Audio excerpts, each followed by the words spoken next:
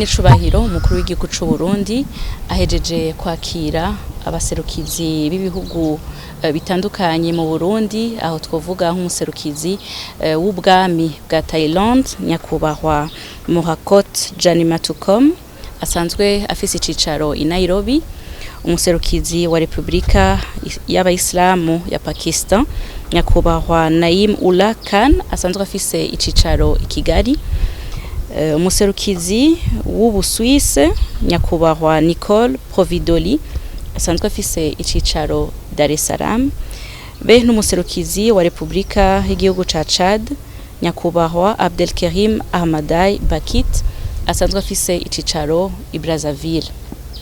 Abo bose bari baje gushikiriza nyine icubahiro umukuru w'igihugu c'u Burundi amakete abagena muri ayo mabanga.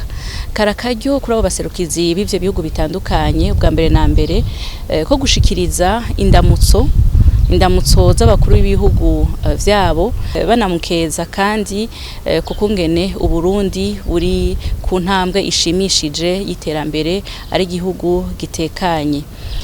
Kabaye n'akaryo kandi ko kuganira kukungena imigenderanire yifashe, imigenderanire hagati y'igihugu c'u Burundi n'ivyo bihugu vyabo no guserura icifuzo co kwitsimbataza gusumba. Ni muri iyo ntumbero hari ibisata vyashizwe imbere n'ibindi ibisata bigaragaramwo amahigwe aho ivyo bihugu bishobora guhanahana inguvu bigashigikirana kugira ngo bijane mw'iterambere igihugu kimwe kimwe cose cishinze.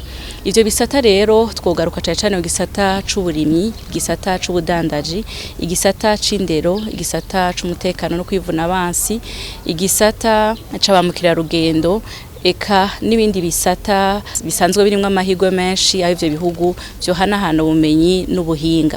Iyo mibonano yugura umuryango w'intambuko nshasha ivyo bihugu bigiye gutangura kugira ngo bibandanye bishigikirana mw'iterambere, iterambere rirama, iterambere rusangi, iterambere kandi gerekeza ineza ry'abenegihugu bavyo.